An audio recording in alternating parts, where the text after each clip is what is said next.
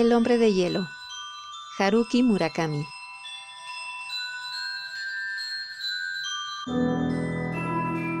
Me casé con un hombre de hielo. Lo vi por primera vez en un hotel para esquiadores, que es quizá el sitio indicado para conocer a alguien así. El lobby estaba lleno de jóvenes bulliciosos, pero el hombre de hielo permanecía sentado a solas en una butaca en la esquina más alejada de la chimenea, absorto en un libro. Pese a que era cerca de mediodía, la luz diáfana y fría de esa mañana de principios de invierno parecía demorarse a su alrededor. «Mira, un hombre de hielo», susurró mi amiga. En ese momento, sin embargo, yo no tenía la menor idea de lo que era un hombre de hielo. A mi amiga le sucedía lo mismo.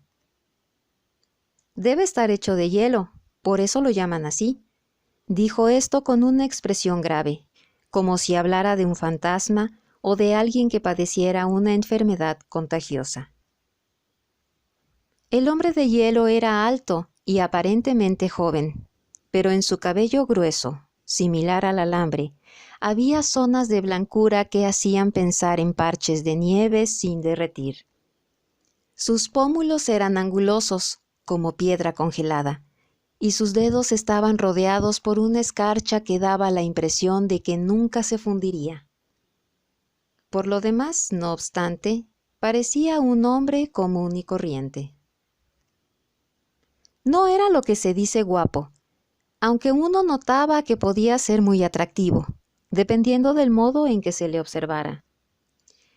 En cualquier caso, algo en él me conmovió hasta lo más profundo, algo que sentí se localizaba en sus ojos más que en ninguna otra parte.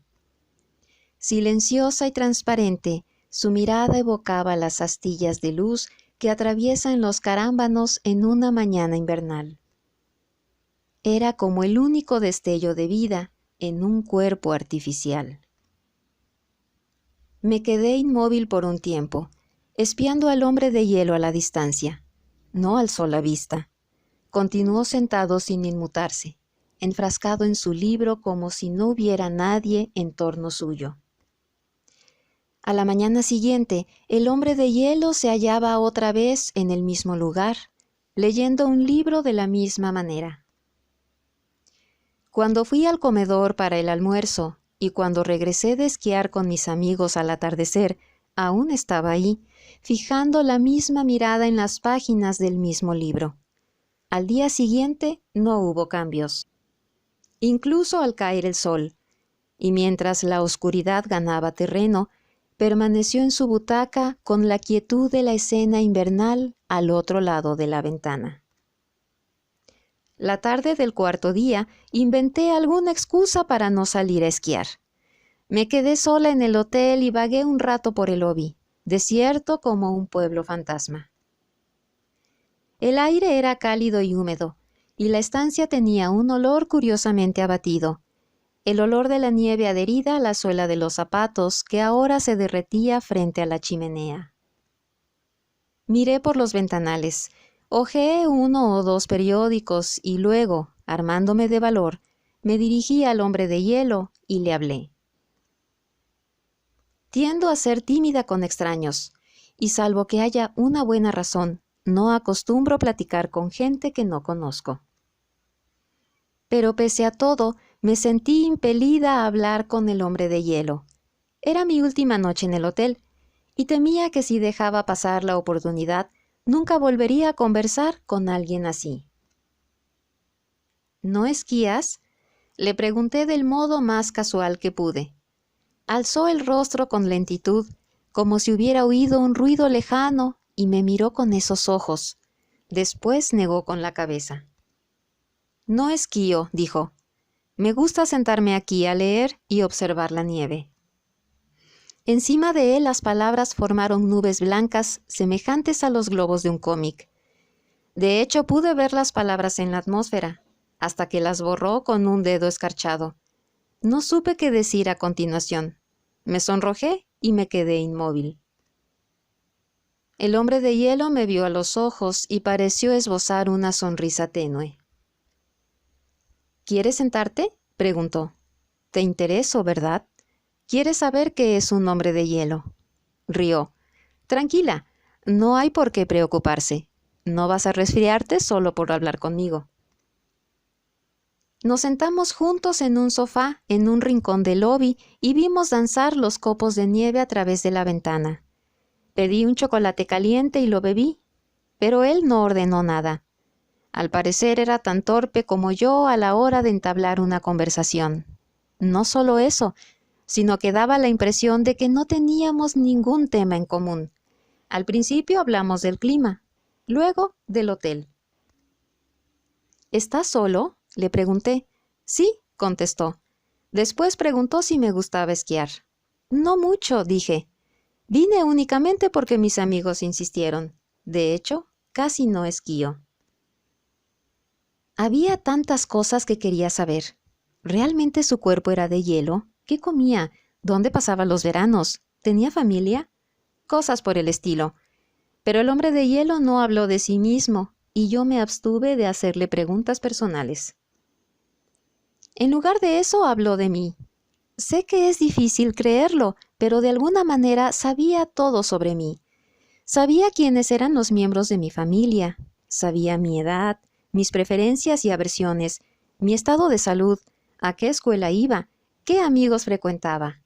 Sabía incluso cosas que me habían ocurrido hace tanto tiempo que hasta las había olvidado. No entiendo, dije confundida. Me sentía como si estuviera desnuda ante un extraño. ¿Cómo sabes tanto de mí? ¿Puedes leer la mente? No, no puedo leer la mente ni nada parecido. Solo sé, respondió, solo sé.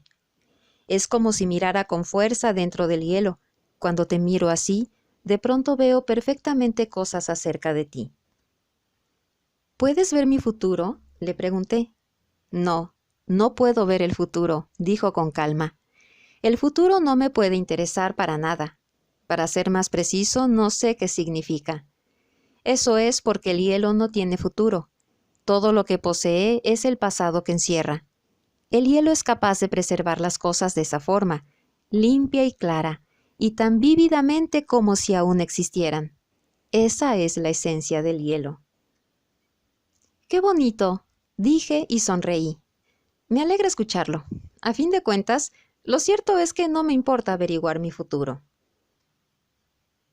Nos volvimos a encontrar en varias ocasiones, una vez que regresamos a la ciudad.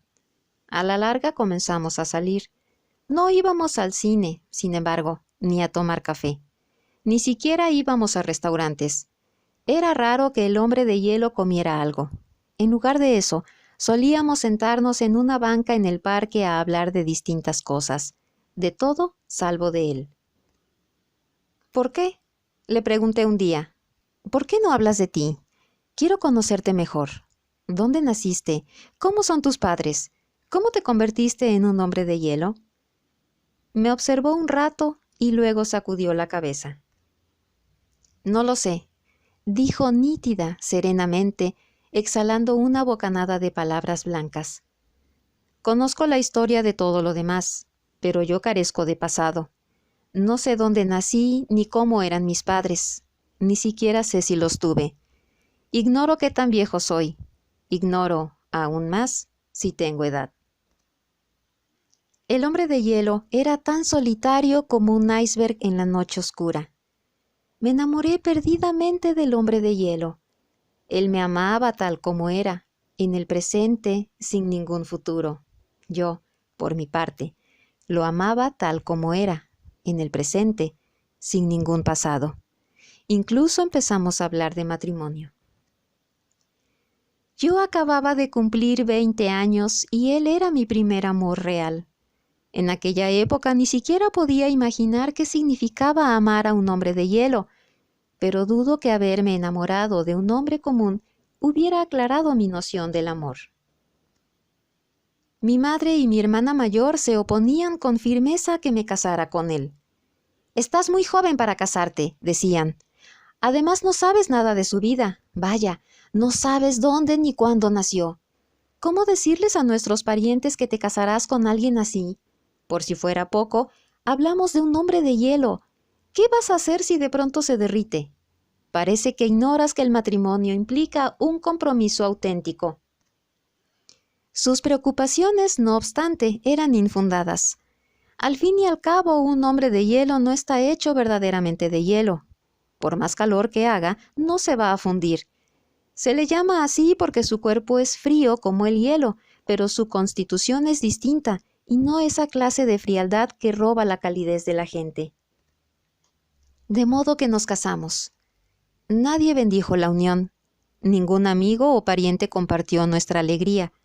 No hubo ceremonia. Y a la hora de anotar mi nombre en su registro familiar, bueno, resultó que el hombre de hielo no tenía. Así que simplemente decidimos que estábamos casados. Compramos un pequeño pastel y lo comimos juntos. Esa fue nuestra modesta boda. Rentamos un departamento diminuto y el hombre de hielo comenzó a ganarse la vida en un depósito de carne congelada.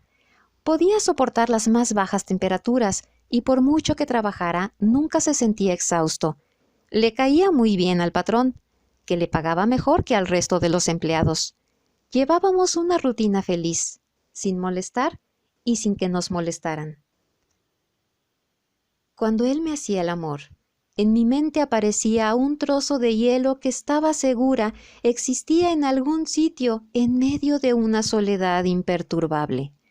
Pensaba que quizá él sabía dónde se hallaba. Era un pedazo de hielo duro, tanto que yo imaginaba que nada podía igualar su dureza. Era el trozo de hielo más grande del orbe. Se encontraba en un lugar muy lejano, y el hombre de hielo transmitía la memoria de esa gelidez tanto a mí como al mundo. Al principio me sentía turbada cuando él me hacía el amor, aunque al cabo de un tiempo me acostumbré. Incluso me empezó a agradar el sexo con el hombre de hielo. De noche compartíamos en silencio esa enorme mole congelada en la que cientos de millones de años, todos los pasados del mundo, se almacenaban. En nuestro matrimonio no había problemas de consideración. Nos amábamos profundamente. Nada se interponía entre nosotros. Queríamos tener un hijo, algo que se antojaba imposible, tal vez porque los genes humanos no se mezclan fácilmente con los de un hombre de hielo. En cualquier caso, fue en parte debido a la ausencia de hijos que de golpe me vi con tiempo de sobra. Terminaba con todas las labores hogareñas por la mañana y después no tenía nada que hacer. No había amigos con los que pudiera platicar o salir, y tampoco congeniaba con los vecinos del barrio. Mi madre y mi hermana aún estaban furiosas conmigo por haberme casado con el hombre de hielo, y no daban señales de querer verme de nuevo. Y pese a que, con el paso de los meses, la gente a nuestro alrededor empezó a platicar con él de vez en cuando, en lo más hondo de sus corazones, todavía no aceptaban al hombre de hielo ni a mí, que lo había desposado. Éramos distintos a ellos, y ni todo el tiempo del mundo podría salvar el abismo que nos separaba. Así que mientras el hombre de hielo trabajaba, yo me quedaba en el departamento leyendo libros o escuchando música. Sea como sea, prefiero por lo general estar en casa, y no me importa la soledad. Pero aún era joven, y hacer lo mismo día tras día comenzó a incomodarme a la larga. Lo que dolía no era el tedio, sino la repetición. Por eso un día le dije a mi marido, ¿qué tal si para variar viajamos a algún lado? ¿Un viaje?, contestó. Entrecerró los ojos y me miró. ¿Por qué se te ocurre que debemos viajar? ¿No estás contenta aquí conmigo? No es eso, dije. Soy feliz, pero estoy aburrida. Tengo ganas de viajar a un sitio lejano para ver cosas que jamás he visto. Quiero saber qué se siente respirar aire nuevo, ¿comprendes? Además, aún no hemos tenido nuestra luna de miel. Contamos con ahorros y tus días de vacaciones se acercan.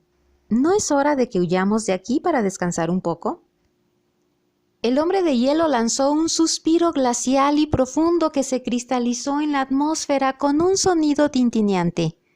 Entrelazó sus largos dedos sobre las rodillas y dijo: «Bueno, si en serio te mueres por viajar, no tengo nada en contra. Iré a donde sea si eso te hace feliz. Pero ¿sabes a dónde quieres ir?» «¿Qué tal si vamos al Polo Sur?», dije. Elegí el Polo Sur porque estaba segura de que al hombre de hielo le interesaría visitar un lugar frío. Y para ser sincera, siempre había querido viajar ahí. Quería vestir un abrigo de pieles con capucha, ver la aurora austral y una bandada de pingüinos. Al oír esto, mi esposo me vio directamente a los ojos sin parpadear. Y yo sentí como si una afilada estalactita me taladrara hasta la parte trasera del cráneo. Permaneció un rato en silencio y al fin dijo con voz fulgurante: «De acuerdo, si eso es lo que quieres, vamos al Polo Sur. ¿Estás absolutamente convencida de que es lo que deseas?». Fui incapaz de responder de inmediato. El hombre de hielo me había clavado su mirada durante tanto tiempo que sentía adormecido el interior de mi cabeza. Luego asentí. Con el tiempo, sin embargo, fui arrepintiéndome de haber propuesto la idea de viajar al Polo Sur. Ignoro por qué, pero me dio la impresión de que en cuanto mencioné las palabras Polo Sur, algo cambió dentro de mi marido. Sus ojos se aguzaron, su aliento comenzó a salir más blanco, la escarcha de sus dedos aumentó. Ya casi no hablaba conmigo y dejó de comer por completo. Todo ello me hizo sentir muy insegura. 5 días antes de nuestra partida, me armé de valor y dije: «Olvidémonos de visitar el Polo Sur. Ahora que lo pienso, me doy cuenta de que va a hacer mucho frío, lo que quizá no es bueno para la salud. Empiezo a creer que tal vez sea mejor ir a un lugar más ordinario. ¿Qué tal Europa? Vámonos de vacaciones a España. Podemos beber vino, comer paella y ver una corrida de toros o algo así». Pero mi esposo no me prestó atención. Durante unos minutos se quedó con la mirada perdida en el espacio. Después dijo: «No, España no me atrae particularmente. Demasiado calurosa para mí. Demasiado polvo. Comida muy condimentada.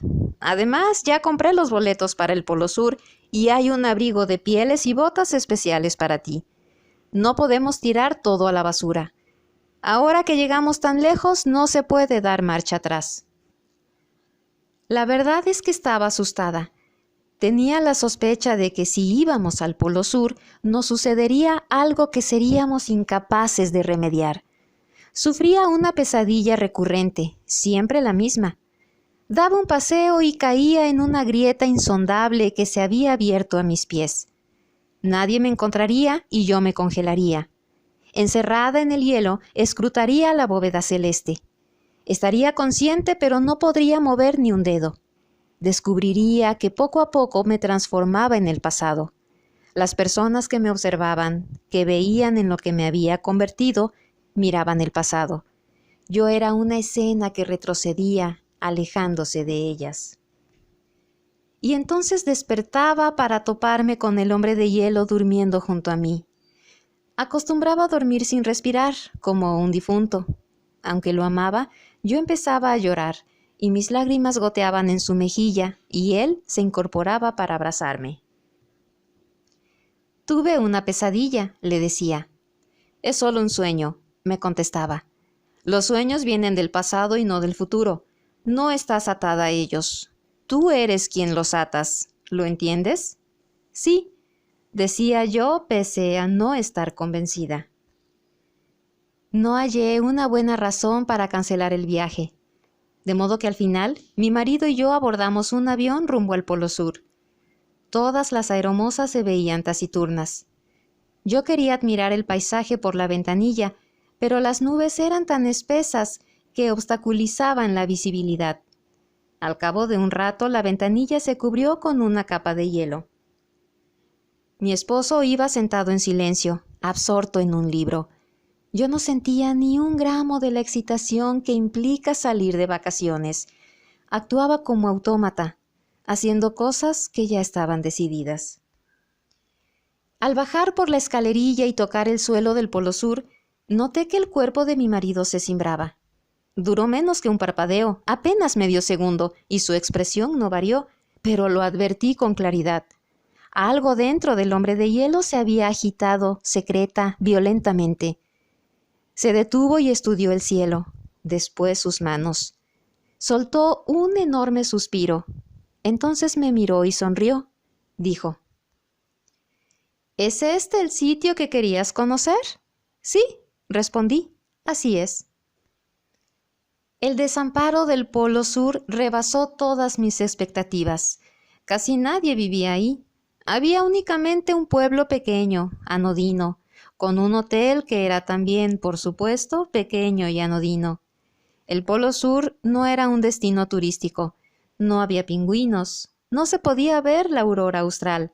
No había flores, árboles, ríos ni estanques. A donde quiera que iba solo había hielo. El erial congelado se extendía por doquier, hasta donde alcanzaba la vista. Mi esposo, no obstante, caminaba con entusiasmo de un lado a otro como si no tuviera suficiente. Aprendió pronto el idioma local y platicaba con los lugareños con una voz en la que se detectaba el sordo rugido de una avalancha. Charlaba con ellos durante horas con una expresión seria en el rostro, pero yo no tenía manera de saber de qué hablaban. Sentía como si mi marido me hubiera traicionado y dejado a que me cuidara yo sola. Ahí, en ese orbe sin palabras, rodeada de hielo sólido, perdí a la larga toda mi energía. Poco a poco, poco a poco. Al final, ya no tenía ni la fuerza necesaria para enojarme. Era como si en algún punto hubiera extraviado la brújula de mis emociones. Había perdido la noción hacia dónde me dirigía, la noción del tiempo, la noción de mí misma. Ignoro en qué momento esto comenzó o cuándo concluyó. Pero al recobrar la conciencia me encontraba en un mundo de hielo, un invierno eterno drenado de color, cercada por mi soledad. Aún al cabo de que me abandonaran casi todas mis sensaciones, no se me escapaba lo siguiente. En el Polo Sur mi esposo no era el mismo hombre de antes. Me atendía igual que siempre, me hablaba con cariño, sabía que en verdad profesaba las cosas que me decía, pero también sabía que ya no era el hombre de hielo que yo había conocido en el hotel para esquiadores. Sin embargo, no había forma de comunicarle esto a nadie. Toda la gente del Polo Sur lo quería, y sea como sea, no podían comprender ni media palabra de lo que yo expresaba. Exhalando su aliento blanco, intercambiaban bromas y discutían y cantaban canciones en su idioma, mientras yo permanecía sentada en nuestra habitación, mirando un cielo gris que no daba señales de despejarse en los meses venideros. El avión que nos trajo había desaparecido mucho tiempo atrás, y la pista de aterrizaje no tardó en ser cubierta por una firme capa de hielo, al igual que mi corazón. «Ha llegado el invierno», dijo mi marido. «Será muy largo y no habrá más aviones ni barcos. Todo se ha congelado. Parece que tendremos que quedarnos aquí hasta la primavera». Unos 3 meses después de arribar al Polo Sur, caí en la cuenta de que estaba embarazada. El bebé, lo asumí desde el inicio, sería un pequeño hombre de hielo. Mi útero se había congelado. Mi líquido amniótico era agua-nieve. Sentía su frialdad dentro de mí. Mi hijo sería idéntico a su padre, con ojos como carámbanos y dedos escarchados. Y nuestra familia jamás se mudaría del Polo Sur. El pasado perpetuo, denso más allá de todo juicio, nos tenía en su poder. Nunca nos libraríamos de él. Ahora ya casi no me queda corazón. Mi calor se ha ido muy lejos. En ocasiones olvido que existió alguna vez. En este sitio soy la persona más solitaria del mundo. Cuando lloro, el hombre de hielo besa mi mejilla y mi llanto se endurece. Toma las lágrimas congeladas y se las lleva a la lengua. «¿Ves cuánto te amo?», murmura. Dice la verdad. pero un viento que sopla desde ninguna parte arrastra sus palabras blancas hacia atrás, rumbo al pasado.